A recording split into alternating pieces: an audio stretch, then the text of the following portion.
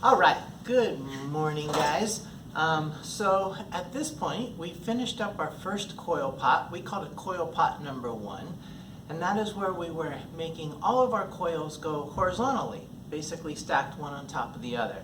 And you can see here, I have the coil pot that I did, and I also made a lid and put on it. So our next coil pot, we're going to switch up our coils a little bit, and not only are they going to run horizontally, but we're also going to make them go vertically. So I've got some examples here from the past, and basically we are going, as I said, to make our coils go horizontally as well as vertically. And then as an option, you can also add where you lay them down sideways so you get this little dot pattern. I've got several examples here. You can see from different sizes. This one's more rectangular. We're still blending them on the inside just like we would a regular coil pot, but we get a little bit different look, a little more creative design on the outside. You can make them round, you can make them square, you can make them oval, rectangular, whatever shape that you have in mind. You can stack them so that you have several layers of vertical coils so that it's taller, or you can keep it a little bit shorter and a little bit simpler. So we're going to start this the same way. We're going to make a slab, and we're going to go ahead and cut out our base out of the slab, whatever shape, whatever size you want it to be. So again, I look for things that I can use to cut out my slab. I'll find lids, whether they're square, whether they're round. Sometimes I'll just take a glass or a coffee mug and I'll trace around it to cut out my slab. Whatever you happen to have or whatever you can find around your house to cut out your slab. So then what I do is I typically start my coil pot. This is one I've started that I'm going to use as an example. And I will go ahead and start it with 1 or 2 coils, horizontal coils. I just think that's a good base, a good start before we get into doing the vertical coils. So at this point, I'm going to go ahead and pause the video, move the camera so that you can get a little closer view and see what I'm doing.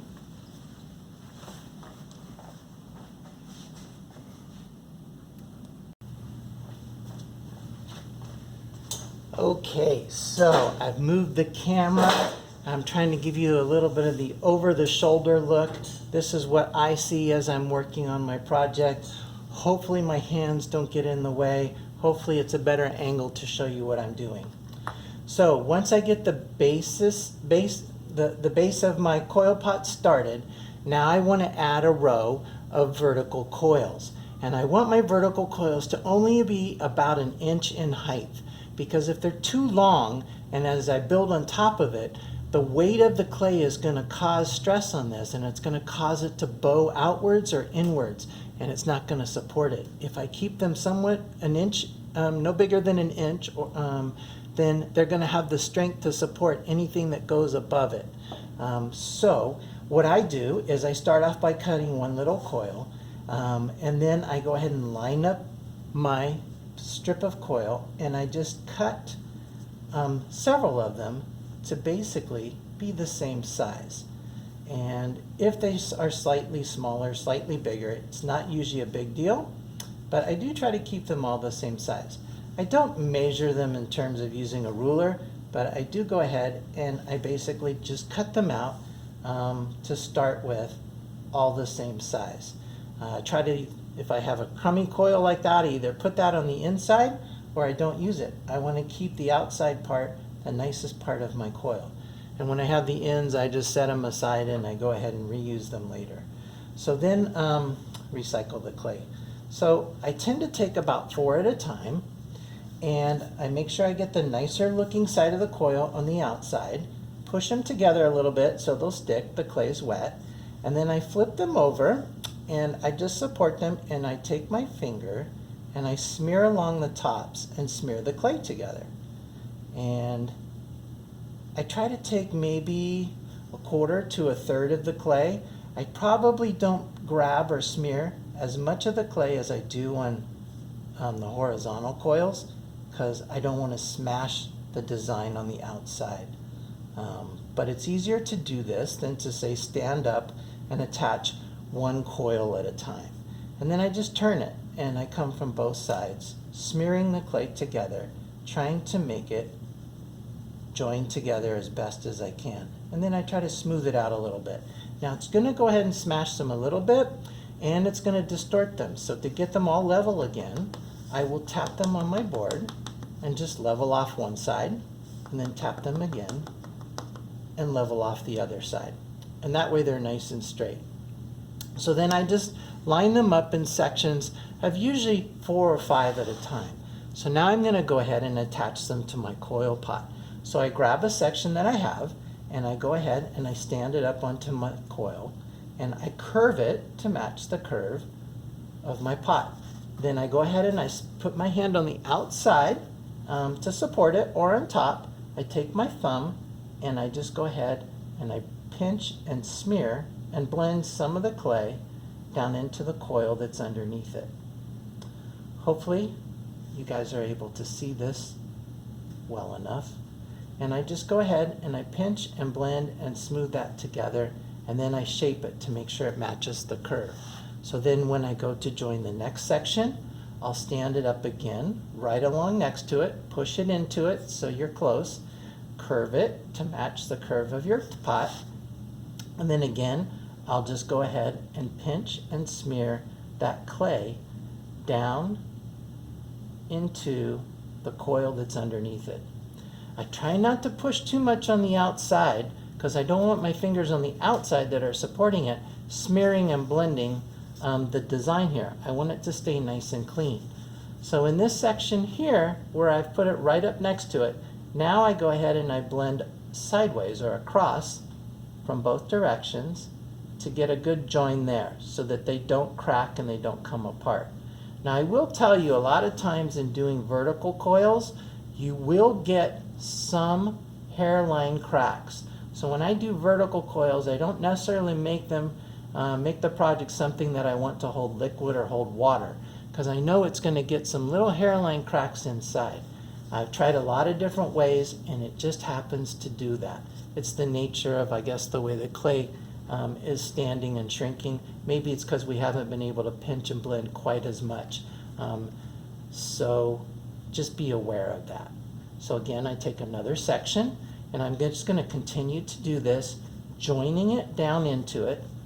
I apologize if my hands get in the way of the camera. I know I'm more left-handed, and if I put the camera on the other side, I'm sure you won't be able to see what I'm doing. Hopefully you're able to see it on this side.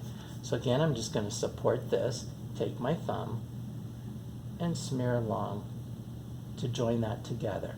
And I'll go back and I'll smooth this out a little bit more later, but I want to get this first level on first, all the way around first, because that's what's going to give it strength and support once we lock this in.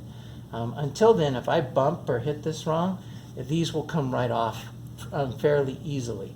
But once we get the whole layer, the whole row built, then it'll support itself and give it more structure and more strength. So again, I'm just curving it to it, putting it right up against it, taking my thumb and pinching and blending down. As you get to the last ones, it's a little difficult to get in there if you make a fairly narrow coil pot like I'm doing on this one.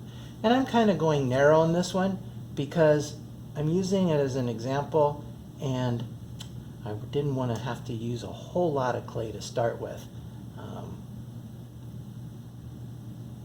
So I'm kind of conserving my clay by making something smaller.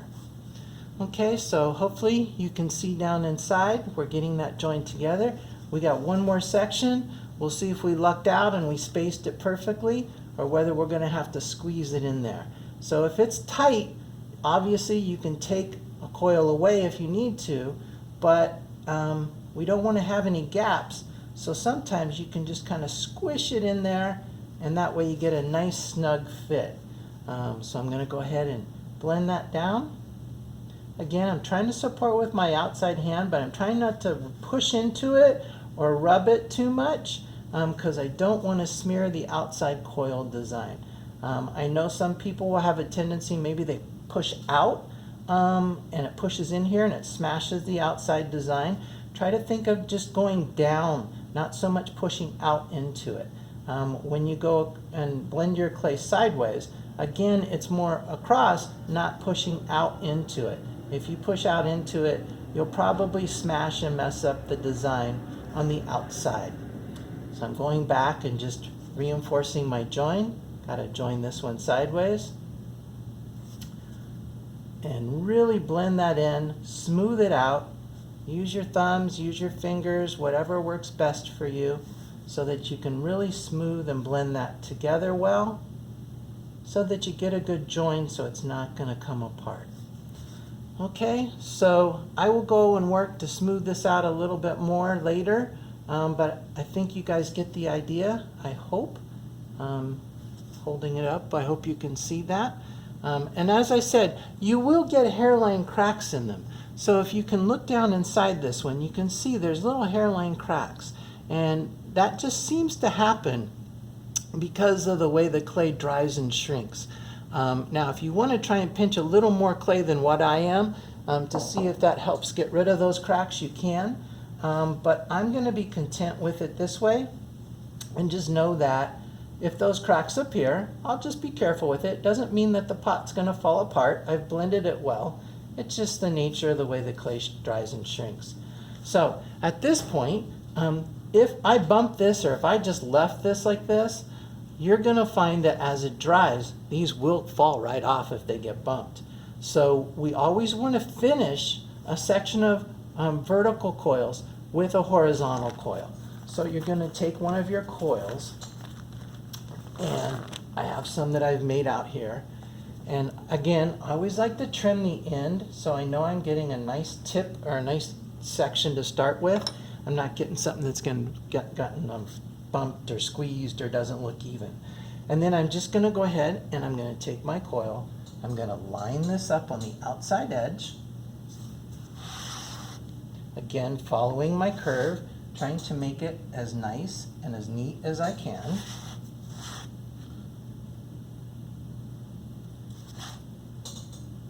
And when I get around to where I started, just like the horizontal coil pot number 1, I like to go ahead and cut and trim this. I just think it makes for a nicer, neater coil pot rather than looping up over the top and having it kind of become uneven, or one side higher than the other, one side lower than the other. So I'm just lining this up, trying to make it as perfect and as round as I can, circular, to match it. And that looks pretty good there. So then I try to go ahead and blend that seam together a little bit first. And sometimes I will take my sponge, squeeze all the water out, and I'll just sponge over it. That seems to help join it, and it also seems to help hide the seam. Then I'll go ahead and just pick a point, support it with my outside hand, take my thumb, and I will just pinch straight down. Again, I'm trying to smear the clay down, not so much out. And that way I don't smash the outside design. I know I keep saying that, but I just want to emphasize that because there were some students that told me they were having problems with that. And all I can figure is they're using an awful lot of pressure to push out rather than down. So if your clay is nice and soft, this shouldn't be too much of a task or too hard to pinch and blend this down. If you feel like your coils are a little bit firm or hard, take the time to take a sponge and sponge over them first before you start trying to stack them and blend them. So I've blended that down, so now I'm just going to go back with my thumb inside, and I'm going to go ahead and smear, and I tend to smear sideways at this point, and just go ahead and blend that in to what's underneath it. And you can go 1, 2, 3 coils high before you start your next section. It's up to you. It all depends on the type of look you're after. I'm just going to go with this 1 coil high here, and then I'm going to show you one more little trick you can do for this assignment. If you want to lay your coils down sideways, I'll show you the option there, because that gives it the little kind of dot pattern on the outside.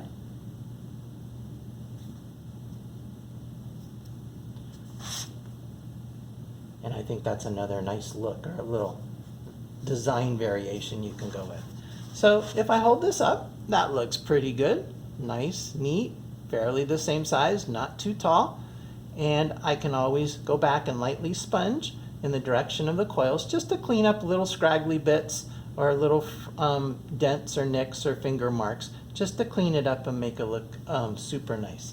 So before I get into all that, and just so you know, I will go back and clean this up a little bit more. For me, that's a little bit rough, but I'm trying to do things a little bit fast for the sake of the video. So I have a couple little sections here that I saved. I'm going to hold on to those, put them under my plastic so they don't dry out. So when I get to the next level, I'll have those available.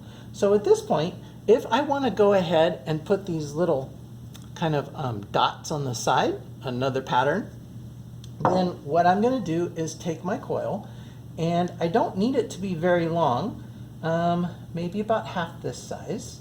I want it to go ahead and line up here, but overhang slightly on the inside. And what I'll do is go ahead and cut a few of those. Let's see.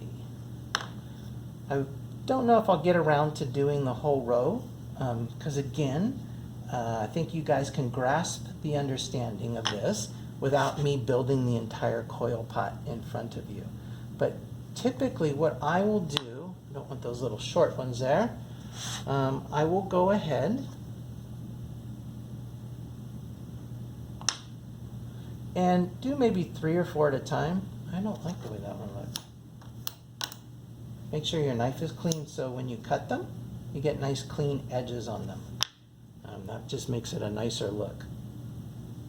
Okay, so what I will do, and this is a little trickier, I will go ahead and line these up, and I will go around and do probably the whole row before I start blending them, or at least half. So then I'll hold these in place, and then just again, while you're holding it in place, take your finger and pinch and smear down. Now these ones are a little bit awkward because it's a small amount of clay, and so you want to be careful that you're not smashing it too much. And then you're going to go ahead and blend it in just like you would any other coil that you add. And then again, you always want to finish with a horizontal coil on top. That's what's going to lock them in and make them strong. But it'll give you this nice design on the outside. And try not to smash them too much because they do smash more easily than the others. But it will give you this really nice design on the outside, and that's another option. This one I should have finished with a horizontal coil on top. You can see they all got little cracks in them, and I'm lucky that they didn't break off. So it's more do as I say, not what I did. Always finish with a horizontal coil. So on this coil pot number 2, I'm calling it, I want you to make sure that you start with horizontal coils and you have at least 1 row of vertical coils. If you choose to put the little dots by laying them down sideways, that's up to you. But when I'm grading it, I want to see horizontal and vertical. Don't give me horizontal and just little dots. That's not what I want. I want horizontal and vertical, and if you want to throw the little dots in as a bonus, then you can. Okay? So I hope that's clear. I'm going to go ahead and clean up to get ready for my class, my first class today. Be working on yours. I'm going to continue working on this and finish this off around. And when I get it all completed, I'll make another short video so that you can see the finished result. All right? Have fun coiling.